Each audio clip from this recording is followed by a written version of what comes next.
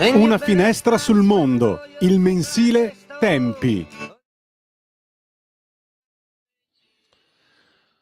E siamo un po' in ritardo perché avevamo qui in studio uno che Primo Greganti e Sergio Cusani se li beve in un calice di champagne, cioè Gianluca Savoini, uno dei più grandi corruttori e tangentari e finanziatori illeciti di partiti che la storia recente ricordi e che anche Tempi conosce, no? Perché Emanuele Boffi, il direttore che è con noi, il direttore del mensile Tempi, tempi.it, lo ha fatto intervistare Gianluca Savoini, no?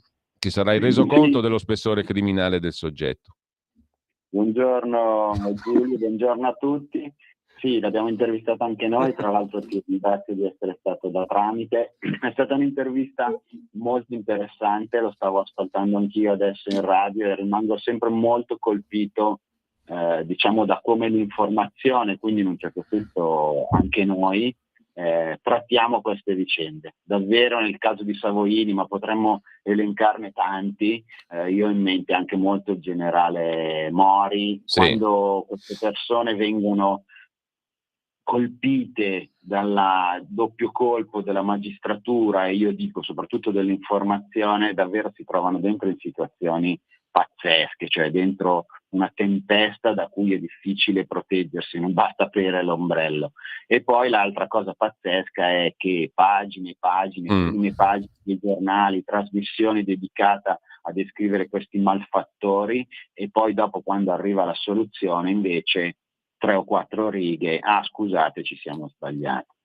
Davvero questo secondo me dovrebbe aprire un grande interrogativo su come l'informazione viene fatta in Italia, perché a parte qualche piccolo giornale o qualche piccola grande radio che si preoccupa di andare a vedere come stanno le cose, per il resto c'è veramente un'informazione omologata e moralista, perché poi ci fa pure le prediche su queste persone, perché è un attacco non basato su fatti, ma sostanzialmente su un atteggiamento morale, cioè appunto, come dicevi tu, questi sono criminali, basta, bisogna semplicemente buttarli in galera e buttare la chiave. E purtroppo la vicenda di Savoini, io immagino anche umanamente quanto sia stata pesante, perché stare per 10 anni sotto il fuoco di fila dell'informazione non deve essere facile, bisogna veramente avere sangue freddo.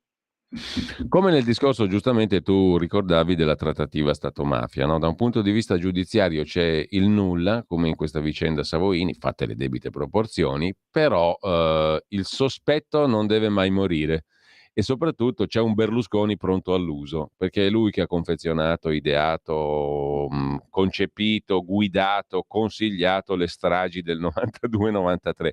Quanto ancora ne dovremmo subire di sta roba qua, secondo te?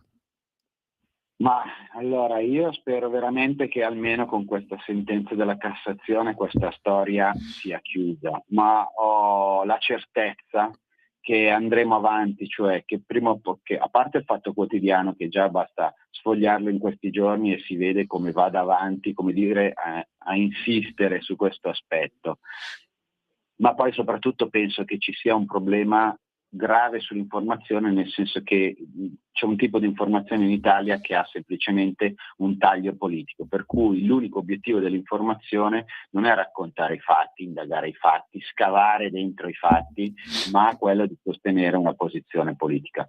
E quindi questo, soprattutto visto che la stampa oggettivamente, soprattutto i grandi giornali, sono di tendenza di sinistra, è ovviamente tutta contro gli esponenti del centrodestra. Savoini è un esempio, Berlusconi è un esempio al cubo, ma ormai sono anni che la situazione è questa, no? Senti, tempi.it, l'home page sul sito del tuo mensile, apre con una domanda, che è la domanda di oggi. Chi ha cercato di uccidere Putin? E con l'articolo di Leone Grotti.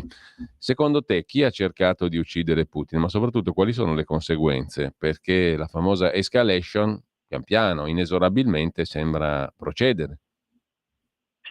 Chi ha cercato di uccidere Putin, secondo me, non lo sapremo forse mai, diciamo non a breve.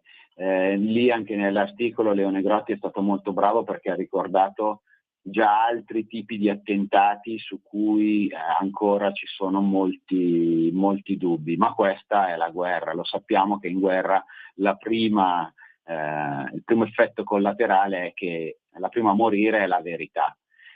L'unica cosa, diciamo, che di cui siamo sicuri è il fatto che un attentato come questo peggiora la condizione del conflitto, cioè allunga di nuovo il conflitto. In mezzo a tanti dubbi, questa, diciamo, è l'unica nostra certezza.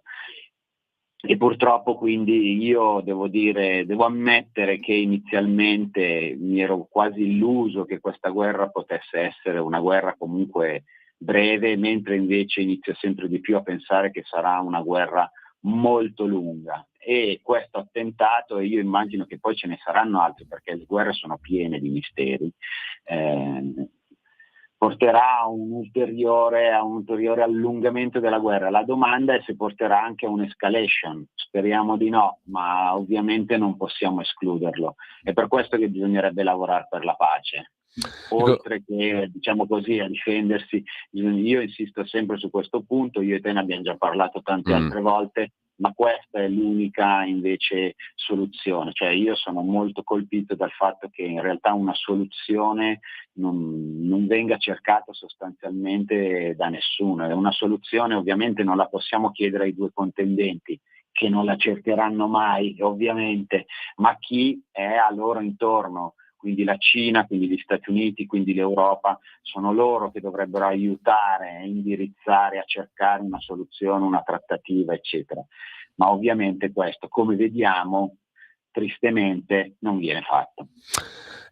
Tempi è molto attento alla politica estera, ha fatto un bellissimo lavoro Leone Grotti, che abbiamo citato prima per l'articolo di oggi su Putin dalla Nigeria, no? E quello è uno splendido esempio di giornalismo autofinanziato. Ha fatto un racconto che non ha fatto nessuno, ha visto e ha raccontato cose che non sono state raccontate da autorevoli e più ricche testate che non Tempi, no? Ha fatto davvero un bel reportage. Tempi è attento alla politica estera, dicevo, ma anche alla politica interna, e qui mi rifaccio sempre dalla home page a un'intervista al professore di politica economica Marcello Signorelli, che voi interpellate sulla questione del decreto lavoro e della situazione economica e della gestione della politica economica da parte del governo. Il governo ha poche risorse, ma la direzione è giusta. Così sintetizza nel titolo Tempi, no? Però allora già il titolo mi fornisce lo spunto per una considerazione, ma e ne facevamo prima su altri aspetti con Gianluca Savoini, ma quanta libertà di azione c'è da parte di un governo nazionale? In questo caso è il nostro, il governo Meloni.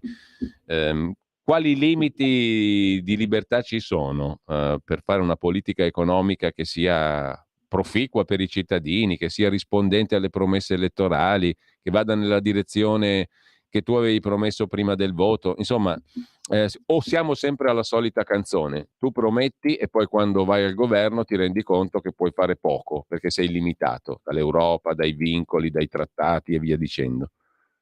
Da una parte è una scusa, dall'altra è una cosa oggettiva, però la sapevi già prima. Sì, hai ragione, da un lato è una scusa, dall'altro è una questione oggettiva. E lo spazio tra queste due considerazioni, che sono entrambe vere, è strettissimo. Sicuramente, secondo me, c'è il dato oggettivo che il famoso vincolo esterno è vero, cioè noi dico Italia, oggi viviamo in questa condizione. È oggettivamente la nostra condizione, quindi i margini di un governo, qualunque esso sia, di qualunque colore sia, sono molto stretti. È per questo che secondo me anche in campagna elettorale o comunque al paese la sigla di questa cosa chiusura, va poi mi dai la spiegata parola un attimo bene. e mandiamo il gingolone, quello figo. Dall'altro lato però è anche vero che qualcosa si può No, chiusura di fare. questo. Pronto? Pronto? Scusami Emanuele, no, mi era partita l'audio per un solo secondo. Ci siamo. Dicevo, qualcosa si può provare a fare, naturalmente non in maniera facile, non in maniera semplice. A me sembra che ad esempio il nostro ministro Giorgetti da questo punto di vista sia ben consapevole, diciamo, che bisogna, diciamolo in un modo gergale, tenere i piedi in due scarpe, in questo senso in senso positivo, cioè da un lato tu hai un'Europa a cui comunque sei molto legato, che devi in qualche modo non far arrabbiare, dall'altro però devi anche cercare di difendere gli interessi del tuo paese. È difficilissimo, è un equilibrio instabile che continuamente viene rimesso in discussione. In questa intervista questo professore di Sì. economia politica segnala comunque il fatto che secondo lui, secondo le sue valutazioni, il governo si sta muovendo abbastanza bene. Certo, dobbiamo capire che è come se noi fossimo degli equilibristi su una fune che è posta a 100 metri d'altezza, quindi il lavoro che stiamo facendo è complicato e il rischio di cadere è sempre presente.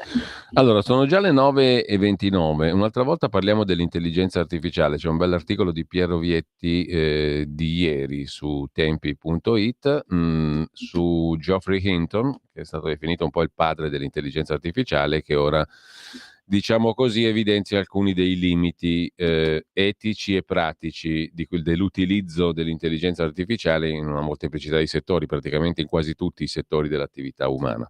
È un tema enorme col quale avremo sicuramente da confrontarci da qui al futuro, credo per sempre, perché non si torna indietro da certe scoperte, no? Tu come la vedi in sintesi estrema? Poi avremo modo di parlarne più dettagliatamente, Emanuele. Alcuni l'hanno addirittura paragonata all'invenzione del fuoco. Ora, forse un po' esagerato, ma certamente, visto che questa intelligenza artificiale progredisce sempre più velocemente e riesce a creare anche qualcosa di nuovo da sola, insomma, c'è da discuterne, c'è da parlarne, soprattutto per capire quali limiti conviene dare subito e non dopo, perché forse dopo sarà troppo tardi. Allora, grazie a Emanuele Boffi, direttore di Tempi e Tempi.it. Buona giornata, Emanuele. Buona giornata anche a te e a tutti quelli che ci ascoltano, grazie.